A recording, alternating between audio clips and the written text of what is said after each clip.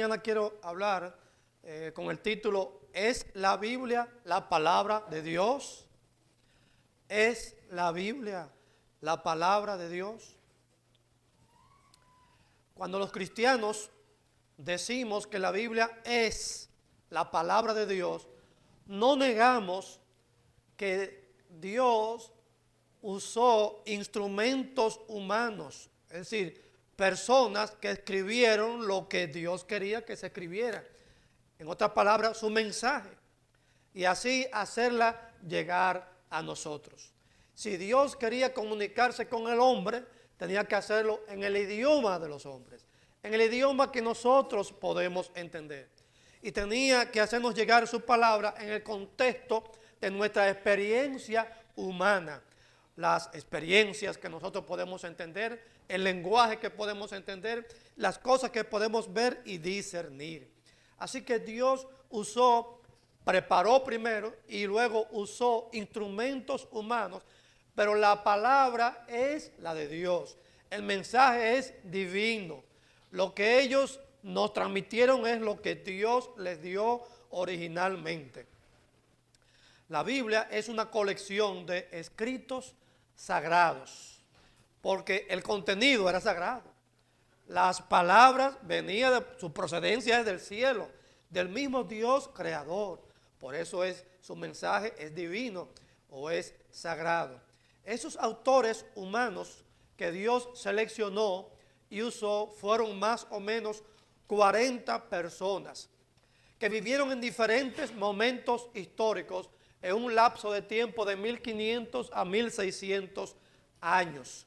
Cada uno escribió con su propio estilo y registró lo que tenía que escribir, pero cada uno registró lo que Dios le autorizó a escribir y lo que Dios quería que se escribiera.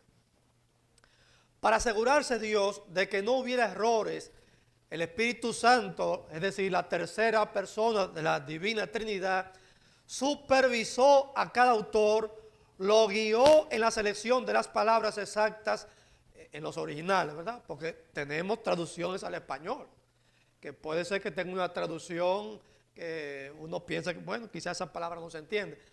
Pero lo que es inspirado de Dios, los originales, esos escritores pusieron las palabras exactas que Dios les dio en aquel momento que escribieron.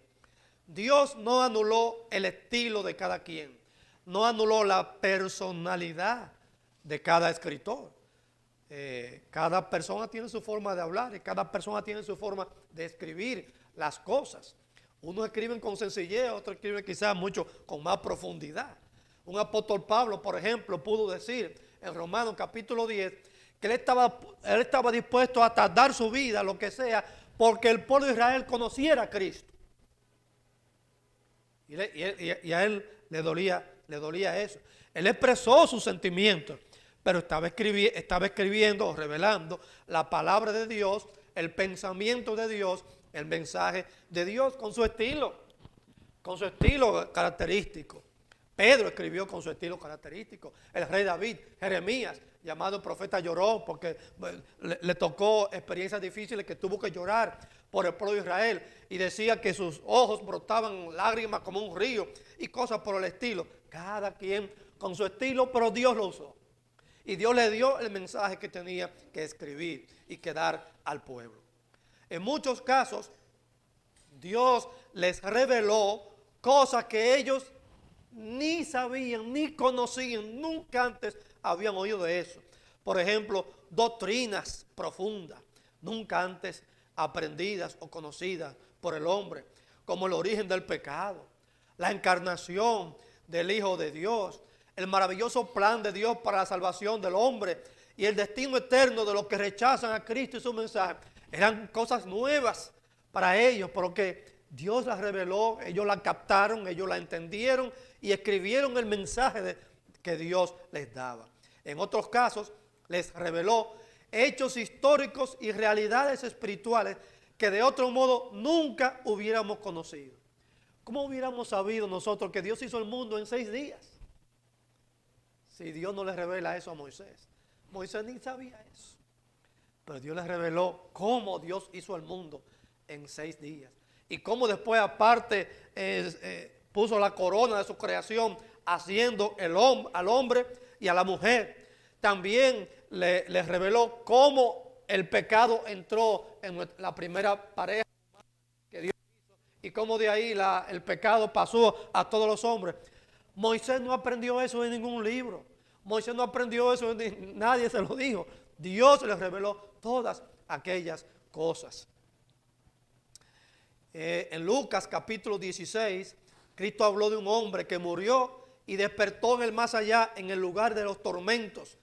Y a Pablo lo llevó al paraíso, y dice Pablo en 2 Corintios capítulo 12, que esas cosas maravillosas que Dios le enseñó en el paraíso, no encontró palabras para decir lo que él vio. Por eso en la Biblia no habló de eso, porque dice que no encontró palabras para describir lo que él vio. Y también que Dios no le autorizó para describir lo que vio allá. En fin, cuando decimos que la Biblia es la palabra de Dios, creemos y aceptamos que Dios tenía un mensaje y que ese mensaje nos lo dio por medio de los escritores humanos que Él preparó para ello. Mucha gente no cree que la Biblia es la palabra de Dios. Sea por conveniencia de ellos o por incredulidad, rechazan la Biblia y no la creen. No confían en ella como divina. Y en este sermón quiero abordar la pregunta: ¿cómo sabemos que la Biblia es realmente la palabra de Dios? O dicho de otra manera, ¿qué pruebas tenemos de que la Biblia es lo que dice ser la palabra de Dios? Se pueden dar 3 o 4 sermones sobre esto para abordar varios aspectos, pero lo que voy a abordar en esta mañana con la ayuda del Señor creo que será suficiente para llevar nuestros corazones a la fe. En primer lugar, en primer punto o encabezado, afirmaciones de la misma Biblia. Cualquier ateo o agnóstico, los ateos son los que dicen que no creen en Dios, los agnósticos son los que lo ponen todo en duda. Y dicen, no, porque no se puede uno estar seguro. Yo creo que tal vez es posible que Dios exista, pero no hay forma de estar uno seguro de eso. Todo lo ponen en duda. No lo niegan, pero no lo afirman. Dicen que eso, bueno, hay que investigar más, hay que esperar, y todo lo dudan. Esos, de seguro, los ateos y los agnósticos van a decir, bueno, claro que la Biblia lo dice, claro que la Biblia dice que ella es la palabra de Dios, pero ellos no quieren aceptar ese veredicto, esa afirmación de la misma Biblia que se dice y se autollama la palabra de Dios. Pero en un juzgado, en un juicio, hasta el acusado lo dejan hablar, lo dejan defenderse y decir, bueno, no, eso es mentira lo que me están acusando, y presenta su argumento. Así que sea usted ateo o un agnóstico, por lo menos dé la oportunidad a la Biblia de oír lo que ella dice de ella misma y entonces analice eso. Mire, en primer lugar, la Biblia contiene cientos y cientos de versículos y porciones completas que donde ella misma afirma que ella es la palabra de Dios, que Dios se ha revelado y que lo que está ahí es de Dios. Que Dios habló con el hombre en el pasado, eso no se puede poner en duda, porque Dios se reveló a Moisés, Dios se reveló a Adán y a Eva antes y después de la caída. Le prohibió comer de un tal específico árbol que Dios lo llamó el árbol del conocimiento del bien y del mal. Y le dijo específicamente, el día que de él comieres ciertamente morirás. Y después que pecaron y sus ojos fueron abiertos y entendieron lo que habían hecho y cómo entró entonces el conocimiento de la maldad en su conciencia y en su alma, Dios explicó muy bien los castigos a los que tenían que enfrentarse por haber desobedecido una orden divina. Habló con Moisés cara a cara, dice la Biblia, muchas veces. Le reveló su palabra, llamándolo a sacar al pueblo de Israel, su pueblo, a sacarlo de la esclavitud de Egipto. Y luego que sacó su pueblo de Egipto, lo llevó al monte Sinaí. Y ahí en el monte Sinaí, Moisés subió hasta la cima y en 2 tablas de piedra, Dios le dio escrito con el dedo de Dios los 10 mandamientos. Y no solamente 10 mandamientos, también le dio otras leyes para la convivencia social, religiosa, espiritual y hasta de higiene del pueblo de Israel en el desierto. Dios también habló con Abraham y le ordenó salir de la sociedad pagana y politeísta en la que se había criado. Y lo mandó a salir de Canaán. Sal de tu tierra y de tu parentela a la tierra que te mostraré. No le entregó un mapa ni un GPS que no existía en ese tiempo ni nada por el estilo, sino sal de tu tierra y tu parentela a la tierra que yo te mostraré. Y a esa simple revelación del Dios del cielo, del Dios creador de todos los pueblos, Abraham salió por pura fe. Y le dijo que de él iba a formar una gran nación y que de esa gran nación iba a salir el Mesías, Salvador de su pueblo y Salvador del mundo. Y en Deuteronomio capítulo 18, verso 18 al 20, nos enseña que la característica esencial de un profeta, más adelante vinieron los profetas, que recibían revelaciones de parte de Dios y la entregaban al pueblo, y en muchos casos las escribían en nombre de Dios. Dice Deuteronomio 18, 18, pondré mis palabras en su boca y él les dirá todo lo que yo le mande. Un profeta simplemente era un vocero que hablaba en nombre de Dios y lo que Dios le decía que dijera. Un profeta hablaba el mensaje de Dios en nombre de Dios. Por lo tanto, cuando un profeta hablaba el mensaje de Dios en nombre de Dios y el pueblo no lo escuchaba, no se decía que no oyeron al profeta. Lo que se decía era que no oyeron la voz de Dios. Porque lo que el profeta decía era la voz de Dios, el mensaje de Dios y en nombre de Dios. En segundo lugar, la Biblia también nos dice que para escribir el Nuevo Testamento como el Antiguo Testamento, Dios puso su palabra en ellos y por lo general estaban conscientes de que lo que decían y escribían venía de Dios mismo. Aún aquellas cosas que no podían entender a toda profundidad. El rey David, por ejemplo, fue un autor prolífico, podemos decir, porque escribió muchos salmos preciosos que tenemos en las Escrituras. ¿Y quién no disfruta esos salmos de David?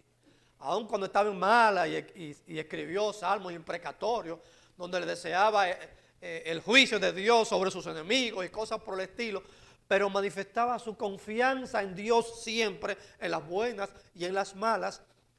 El rey David estaba consciente que escribió palabra de Dios. Ya en sus últimos días escribió, dice 2 Samuel capítulo 23, versículo 2 y versículo 3, en la primera parte, David dice, el Espíritu de Jehová ha hablado por mí, su palabra está en mi lengua, el Dios de Israel ha hablado, me habló la roca de Israel. Él estaba consciente que Dios le había hablado y sus escritos eran fruto de esa comunicación de Dios hacia su corazón. Pero no solo David estaba consciente que escribió palabras de Dios cuando escribió, sino que también los escritores del Nuevo Testamento y otros más supieron que David escribió palabras de Dios. El Salmo 2, por ejemplo, fue escrito por David. Y cuando los apóstoles, Pedro y Juan, en el libro de los Hechos, citaron el Salmo, el Salmo en Hechos, capítulo 4, en una oración que estaban elevando a Dios para que los protegiera de la persecución del Sanedrín y de las autoridades romanas. Dice Hechos capítulo 4, versículos 24 y 25, en esa oración que estaban haciendo, ellos dijeron, soberano Señor, tú eres el Dios que hiciste el cielo y la tierra, el mar y todo lo que en ellos hay, que por boca de David, tu siervo, dijiste, y entonces ahí citaron el Salmo. Conscientes, tenían el conocimiento que David escribió por orden de Dios y que eso por lo tanto era mensaje de Dios, que por boca de tu siervo David dijiste. Ellos estaban conscientes de eso. Una expresión que se usa por muchas veces en el Antiguo Testamento, especialmente en la boca de los profetas, es la expresión así dice Jehová o así dice el Señor, que es lo mismo. Esa expresión aparece 1600 veces en el Antiguo Testamento, mayormente en boca de los profetas.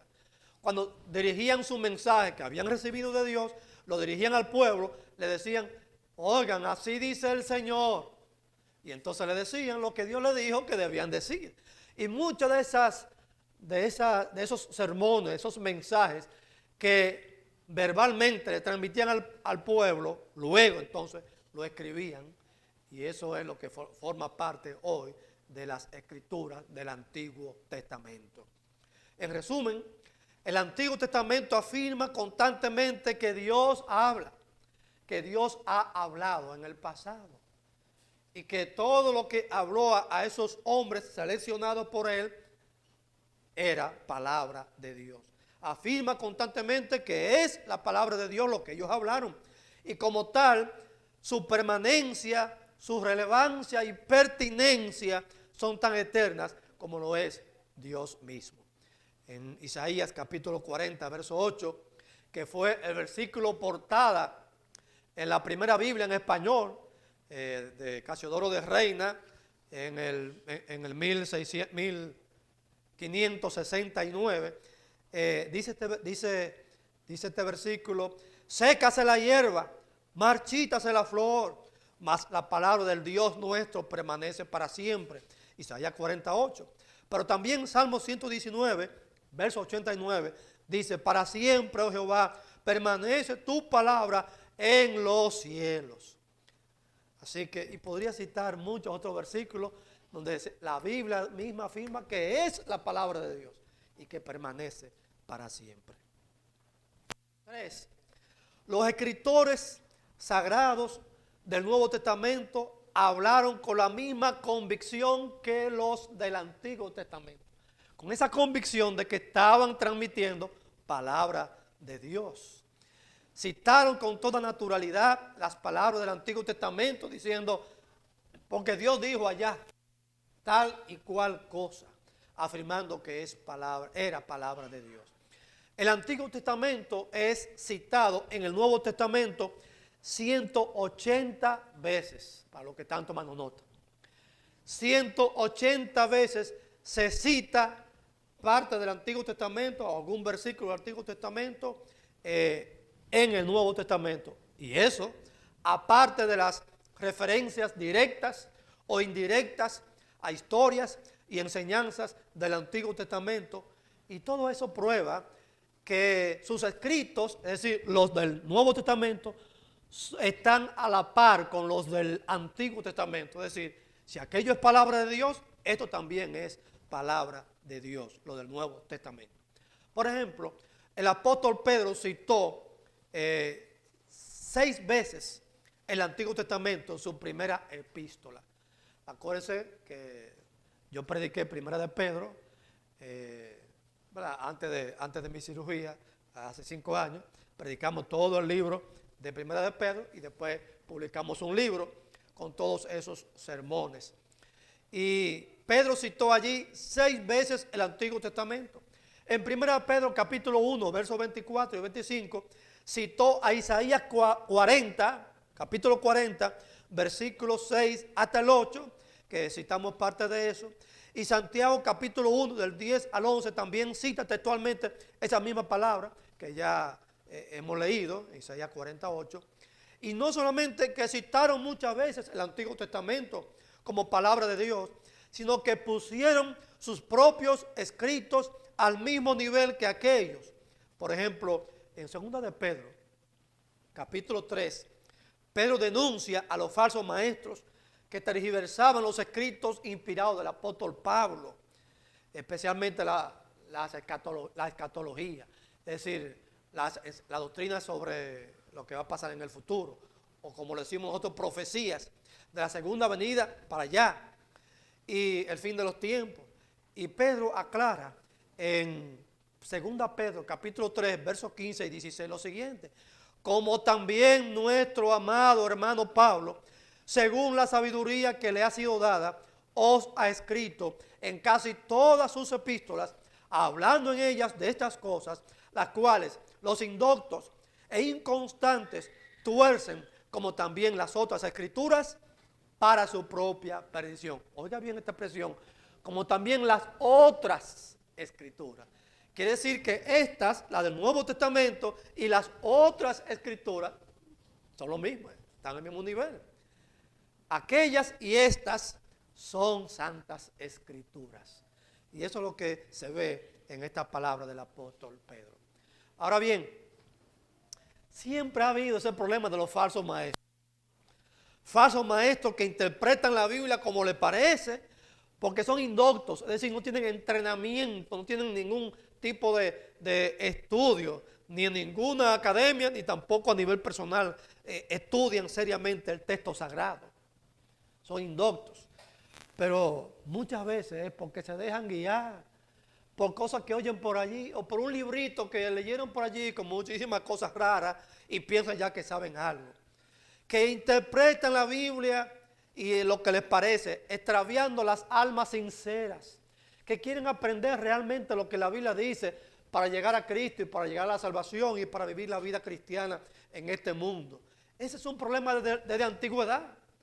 No solamente Pedro, también el apóstol Pablo, el apóstol Juan también y los demás apóstoles denunciaron que en su época, la época de los apóstoles, en el principio de las iglesias cristianas, habían predicadores que interpretaban a su manera las escrituras y enseñaban cosas que no fue lo que Cristo enseñó o que los apóstoles escribieron realmente o con el significado que los apóstoles escribieron tales cosas.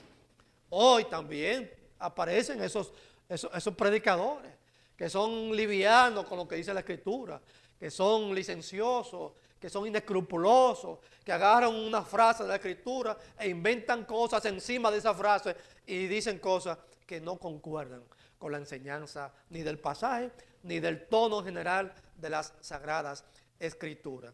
Pero eso no debe ser un estorbo para que un alma sincera venga realmente a las escrituras buscando cómo se conoce a Cristo y cómo se llega a la salvación y cómo se vive haciendo la voluntad de Dios. No es correcto rechazar todos los billetes legítimos que hay, porque unos delincuentes por ahí han inventado unos billetes falsos. No, usted lo que tiene que hacer es conocer cuáles son los legítimos para que nadie lo engañe. Pero tenemos que reconocer, existen los legítimos, hay que utilizarlos. Lo que tenemos que prepararnos para conocerlos, para que nadie nos engañe. Preocúpese por conocer bien las escrituras, para cuando venga alguien con algo raro, diga, un momento, espérese. La Biblia mía, yo no entiendo eso así. La Biblia mía, yo la estudio seriamente y me dice esto y lo otro, así que por favor no me hable de esa manera, váyase por ahí, porque usted me está hablando diferente a lo que realmente la palabra de Dios enseña. Ahora, pensemos en el libro de Apocalipsis, un libro que ha sido causa de muchas interpretaciones extrañas y muchas cosas raras. El autor del libro de Apocalipsis, que es el apóstol Juan, dice que las visiones y todo lo que describe en ese libro son revelaciones que Jesucristo le dio. El capítulo 1 lo dice allí, lo dice claramente. Revelaciones de Jesucristo. Y que todo lo que escribió allí, porque el Señor se lo reveló. Por lo tanto, en la conclusión de ese libro, el Apocalipsis, escribió esta advertencia. Capítulo 22, versos 18 y 19. Si alguno añade a estas cosas, Dios traerá sobre él las plagas que están escritas en este libro. Y si alguno quita de las palabras del libro, de esta profecía, Dios quitará su parte del libro de la vida. Hay una maldición aquí, hay una advertencia. No se le puede añadir, tampoco se le puede quitar. Hay que quedarse con la palabra de Dios. Fuerte advertencia contra aquellos que maltratan y adulteran y abusan la palabra de Dios para hacer que diga lo que no dice o quitar lo que dice porque no les conviene.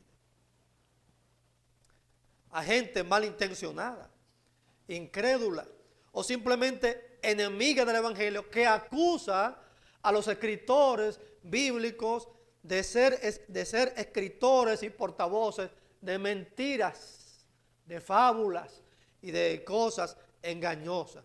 Pero nada de eso cuadra con el carácter moral de su autor, que es el Espíritu Santo, que es Dios.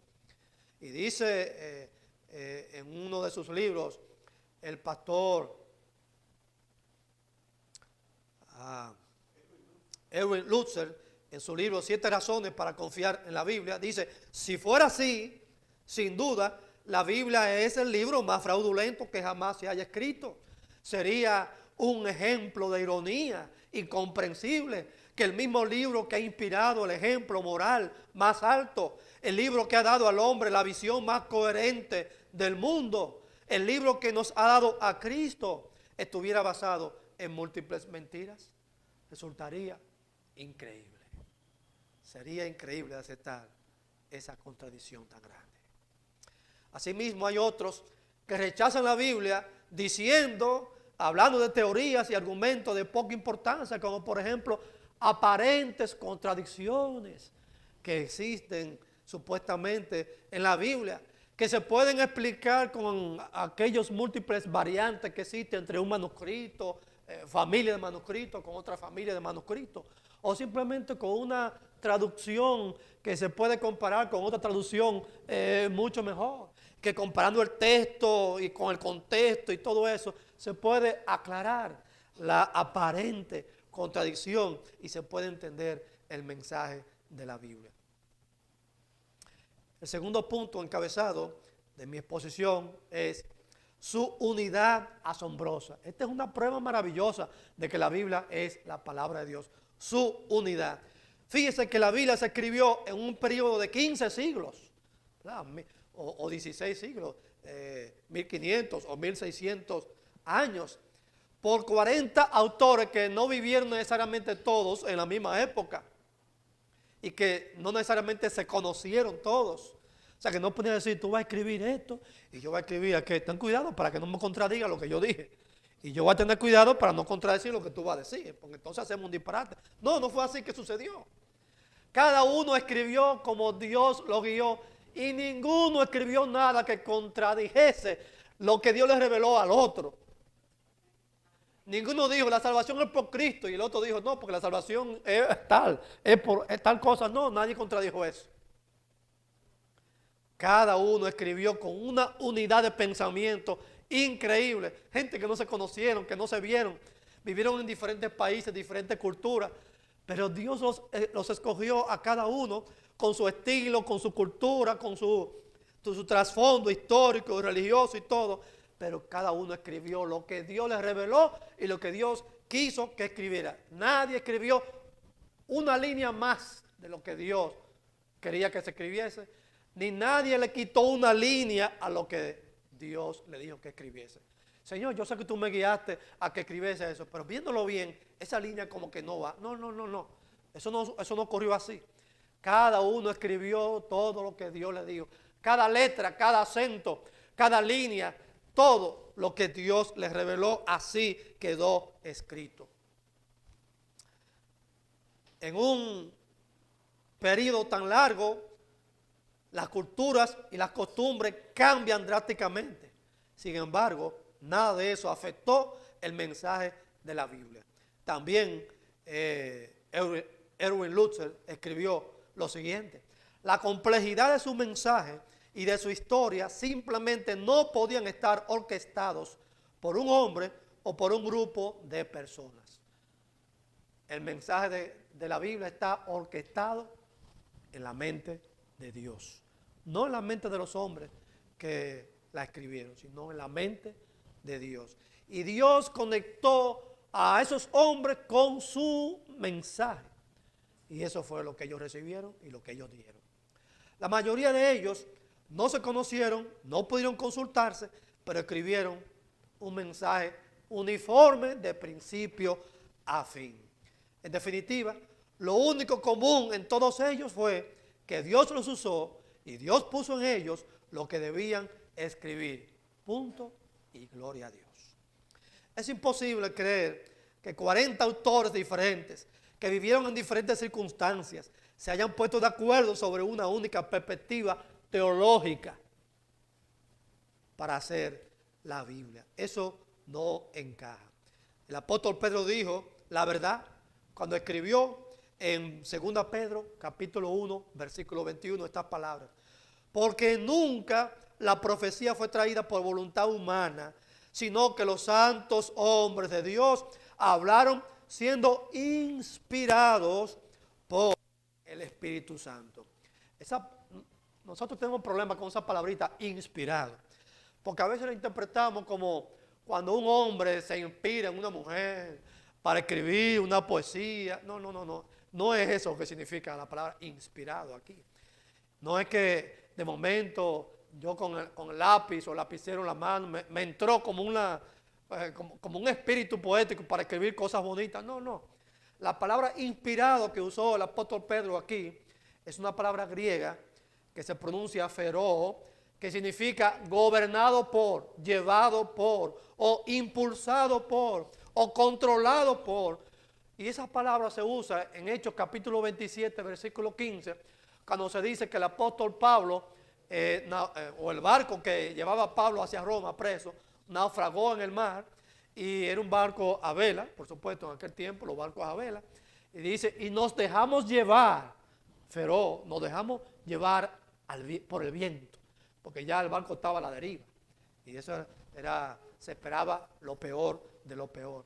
Así como el viento lleva a un barco a vela que lo gobierna y le da la dirección que el viento quiere, la idea es la misma en cuanto a la inspiración. Dios llevó la mente de los escritores a pensar lo que Él quería y a escribir lo que Él quería. Y así hicieron la palabra de Dios. No un dictado, porque la palabra de Dios la escribieron dentro de un contexto histórico, envuelto con iglesias, con problemas, y le dieron instrucciones para resolver esos problemas, etcétera, etcétera. Pero era la palabra de Dios. También debemos hablar de la unidad de su tema. Desde Génesis hasta Apocalipsis, la Biblia tiene un solo tema principal. Ese tema principal es el eterno propósito de Dios de salvar a los hombres pecadores por medio de Cristo y restaurarlo a la perfecta comunión con Dios. Claro, usted me va a decir, bueno, hay otros temas que están en la Biblia, secundarios, pero todos esos temas secundarios concuerdan y encajan perfectamente con el tema principal, que es la revelación de Dios, de su propósito eterno de redimir hombres pecadores y llevarlos a la comunión con el Dios perfecto y santo, creador de los cielos y de la tierra. Cuando Cristo vino, no cambió el tema no cambió, sino que explicó mejor que nadie el tema. Ese tema era Cristo mismo. El apóstol, el Señor le dijo a aquellos judíos fanáticos, estudiosos de las Escrituras, le dijo en Juan 5:39, vosotros escudriñáis las Escrituras porque a vosotros os parece que en ellas tenéis la vida eterna. Y está diciendo el Señor, sí, es así. Ellas son las que dan testimonio de mí. Porque la salvación de Dios es en Cristo que está. ¿Y dónde es que se presenta Cristo? En las Escrituras. Así que Cristo se presentó Él mismo como el tema. No cambió el tema, es el mismo, no ha variado. Pero lo explicó. Ese tema se hizo carne. Ese tema descendió del cielo y se hizo hombre. Y explicó Él mismo el tema central de la Escritura. El tema central de la Escritura es Cristo vino para salvar al hombre pecador y ponerlo en comunión con el Padre Celestial para siempre. Martín Lutero, ese gran reformador del siglo XVI, que nació en 1483 y murió en 1546, me gusta decir las fechas para que nos ubiquemos siempre, los personajes históricos, tradujo también la Biblia al alemán y escribió varios libros que todavía se editan en alemán y en español y en varios idiomas del mundo. Martín Lutero dijo, Cristo está metido en las Escrituras como una persona en su ropa. Cristo está metido en las Escrituras como una persona en su ropa. No podemos sacar de las Escrituras a Cristo y decir que tenemos la palabra de Dios, porque entonces ¿de qué hablaría la Escritura? Y en otro escrito, Martín Lutero dijo, o mejor dicho, en una prédica, Martín Lutero dijo: donde quiera que hablo las Escrituras me sale sangre. Está diciendo que donde quiera que hablo las Escrituras me habla del sacrificio de Cristo por los pecados de los hombres. Si abro el Antiguo Testamento, profetiza de que el Mesías vendría a dar su vida por los pecadores. Y si leo el Nuevo Testamento, leo entonces que se cumplió la profecía, que Cristo murió en la cruz y derramó su sangre por nuestros pecados. Por eso decía, donde quiera que abro la Biblia me sale sangre, refiriéndose al sacrificio de Cristo por nuestros pecados. Luego de la resurrección de Cristo, Cristo se apareció a dos discípulos que iban caminando y conversando de los recientes hechos que habían vivido, es decir, la muerte de Cristo y su resurrección. Pero ellos estaban como turbados, estaban, qué sé yo, temerosos, tenían miedo, y estaban hablando de esos hechos trascendentales tan importantes que habían ocurrido en esos días. Y Cristo se le apareció, y dice el escritor sagrado Lucas, que Cristo comenzó a explicarles el significado del asesinato del Hijo de Dios en manos de los romanos, y a explicar ese significado de salvación. Y entonces llegó un momento que sus ojos se abrieron y entendieron: pero este es el Señor. Y ahí entonces el Señor se les desaparece. Cristo tomó el Antiguo Testamento y comenzó a explicar cada profecía para que ellos conectaran esa profecía con el hecho del cumplimiento de la muerte de Cristo. Y así les iluminó para entender la verdad de la palabra de Dios.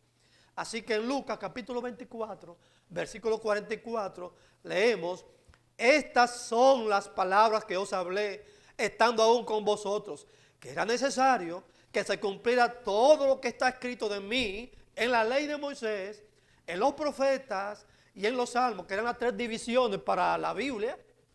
En aquel entonces, el Antiguo Testamento, era necesario. Yo le di ese repaso de todo lo que dice el Antiguo Testamento de mí, para que entendieran que eso era lo que tenía que pasar. Le di una clase de teología. Yo hubiese querido estar ahí para escuchar esa clase de teología de Cristo y decir: wow, qué tremendo maestro. Y yo me pregunto, ¿podemos confiar en la Biblia? Claro que sí. ¿Es ella la palabra de Dios? De principio a fin. ¿Podemos creer su mensaje sin temor a equivocarnos? La Biblia es de principio a fin la palabra de Dios. Pero lo más maravilloso de todo, de la Biblia, es que ella nos lleva a Jesucristo. Hay un dicho, no recuerdo ahora el autor, que decir que una persona con un entrenamiento universitario pero sin Cristo no vale nada. Pero aunque no tenga ningún entrenamiento académico o universitario, pero conoce a Cristo, eso es mejor que cualquier cosa en este mundo. Sin despreciar los estudios profesionales y académicos, lo que quiere resaltar el que escribió esta frase es que lo más importante en este mundo, aquí debajo del sol, es conocer a Cristo. Dice 2 Timoteo capítulo 3, versos 14, 15, que Pablo le escribió a un joven llamado Timoteo, que fue criado por su abuela y por su mamá en las Sagradas Escrituras desde pequeño. Y Pablo le escribe: pero persiste tú lo que has aprendido y te persuadiste, las Sagradas Escrituras, las cuales te pueden hacer sabio para la salvación por la fe que es en Cristo Jesús. Hay muchos sabios en este mundo, pero si no conoce a Cristo, si no es salvo por medio de la fe en el Salvador, son menos que el más sencillo y humilde hombre nacido de este mundo. En definitiva, amados hermanos, la Biblia fue escrita para que nadie se pierda el gozo de conocer a Dios y de obtener la salvación por medio del único Salvador, que es Jesucristo. Lo que escribió el apóstol Juan al concluir su primera epístola se aplica a toda la Biblia y es la conclusión también de mi sermón. Dice Juan en 1 Juan 5:13, estas cosas os he escrito para que sepáis que tenéis vida eterna y para que creáis en el nombre del Hijo de Dios. Pregunta, ¿crees tú en el Hijo de Dios? ¿Ya le has entregado tu alma, tu vida y tu corazón a Cristo? ¿Es un decidido seguidor del Señor y tu alma está en la mano de Cristo? Si no es así, entonces te estás perdiendo lo mejor de lo mejor. Lee las Escrituras, entiende a Cristo y la salvación, pero sobre todo acepta a Cristo y su salvación. Que el Señor nos bendiga. Señor, te damos gracias por tu palabra. Te damos gracias porque ella es la palabra de Dios de principio a fin. Lo mejor de las Escrituras, lo mejor de la palabra de Dios es que nos presenta a Jesucristo, el Salvador de los pecadores. Y nosotros, que somos pecadores, lo necesitamos. Gracias por lo que, por tu misericordia y por tu gracia, ya estamos a Cristo. Ya estamos en Cristo. Aceptamos el mensaje y aceptamos al Salvador. Ahora te pido por aquellos que no han entendido el mensaje y no han aceptado al Salvador. Abre sus ojos, abre su entendimiento, su corazón y sus almas en esta mañana para que entiendan el mensaje y acepten al Salvador. Por Cristo Jesús. Amén.